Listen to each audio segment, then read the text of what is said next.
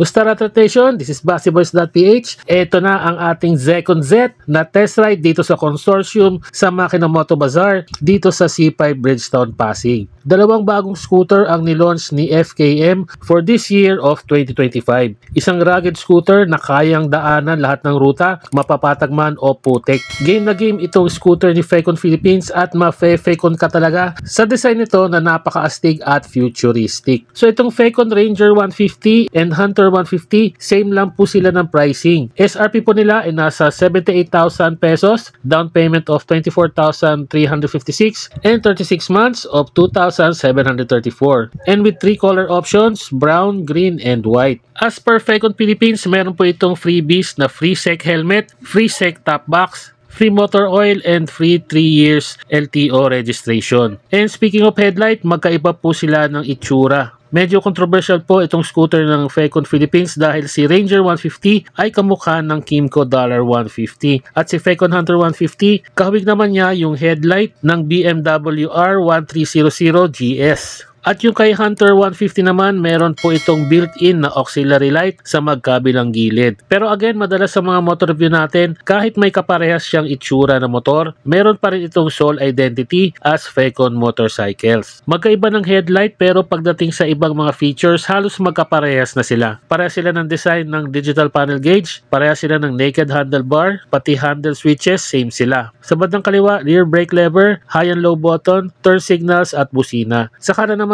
front brake lever, kill switch, headlight switch, and push start. Suspension po nito sa harap, naka-telescopic fork na bagay sa rugged na ruta. At meron po itong suspension guard sa ilalim at malakas din ang stopping power nito dahil naka-disc brake with dual piston caliper at ang mga gulong nito na may sukat na 120 by 70 by 12 with aluminum 6-spoke wheels and tubeless dual sports tires. Sa middle portion naman, makikita natin na naka-standard key system po siya. Katabi din ito yung charging port para easy access sa pag-charge ng mga gadgets natin. Meron din itong retractable hook para sa sabitan ng undocs. At sa kabilang portion naman, meron itong canister holder para lagay ng inyong mga inumin. Sa bandang upuan, naka semi-camel back seat at naka dual stitch yung portion sa bandang OBR. Sa ilalim ng upuan, merong compartment, additional space para sa mga bitbit nyo, lagay ng documents, gloves at raincoats. May bracket para sa box at sa nakita ko matibay naman siya, maganda yung bakal at maganda yung paint job. At pansin ko rin itong gulay board na napakaluwag, pwede ang pinamalengke dito, pwede rin yung malagay ng package at bag. Gas tank po nito nasa 7 liters na swak sa mga long ride at may fuel consumption of approximately 40 to 45 kilometers per liter. Pagdating naman sa tail light, magkaparehas sila ng Ranger 150 at Hunter 150. Naka-LED po yan lahat, malinaw, kitang-kita sa likod. Hiwalay din ang signal light na to with rectangular shape na kakaiba sa mga ibang mga scooters. Suspension mo ito sa likod, naka-dual coil suspension, kaya asahan nyo na balance at bagay na bagay sa mga rugged na ruta. Yung exhaust pipe, sporty tignan, tama lang ang sukat at meron pang heat guard for safety purposes. Braking system po nito, naka-disc brake with single piston caliper at may gulong na 130 by 70 by 12 with aluminum 6-spoke wheels and tubeless dual tires. At meron din siyang tire hugger para di masyado mabasa ang OBR natin. Unahin muna natin yung test ride sa Fecon Ranger 150. So ito na yung susunod nating test ride, yung FKM Ranger 150. So ito ay isang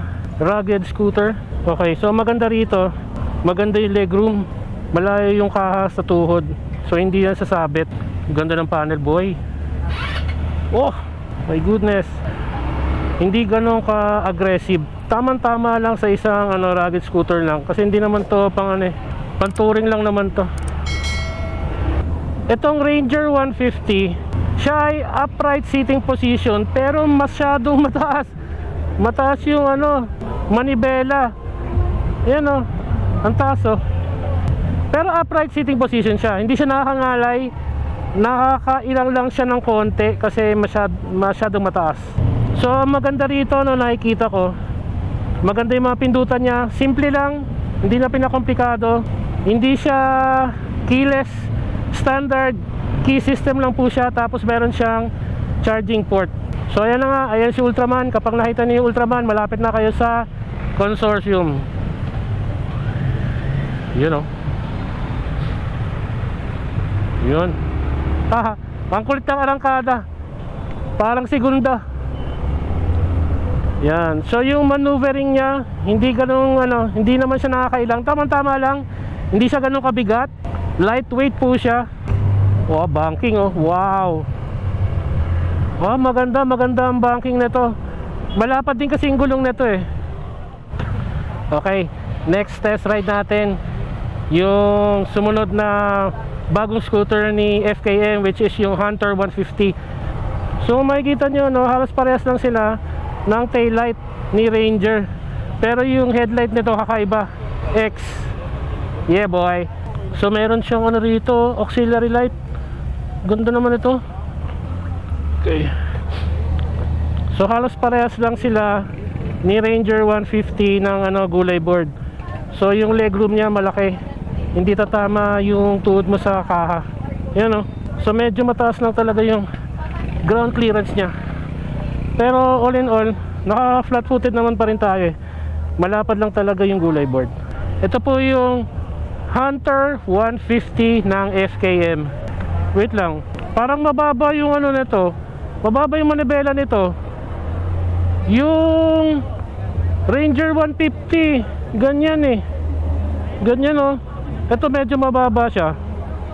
So yung sitting position niya, riding position, halos parehas lang. Mataas lang ng konti yung manibela ni Ranger. At saka pansin ko yung suspension halos parehas lang kay Ranger 150. Smooth. Walang kaldag, walang bitten. Hindi ka mabibigla. Smooth na smooth ba? Yun smooth. Unang arangkada, nanginginig yung manibela. So hindi naman ganun ka big issue, no? Siyempre umaarangkada kasi. Yung banking smooth kasi malapad din yung gulong. Yung braking system nito, lakas. Oh, nakita niyo yan? Thank you. Nanginginig talaga.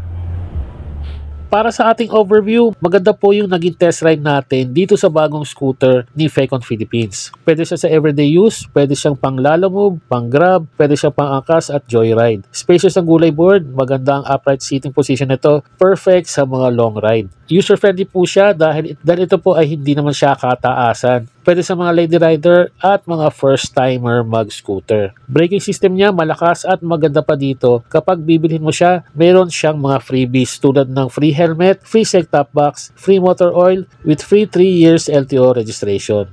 Pero ang napansin kong concern sa Fecon Hunter 150 ay yung ilalim nito. Yung gas tank is naka-expose. Kahit may built-in na rear fender or tapalodo, matatalsikan pa rin siya ng putik, bato at alikabok. Pero all in all, isang magandang package ito sa mga bibili ng Ranger 150 at Hunter 150. Huwag nating sayangin yung mga freebies dahil bihira lang po ito sa isang motorcycle brand. Visit your nearest FKM branch para masulit nyo na itong compact at rugged scooter ni Fecon Philippines.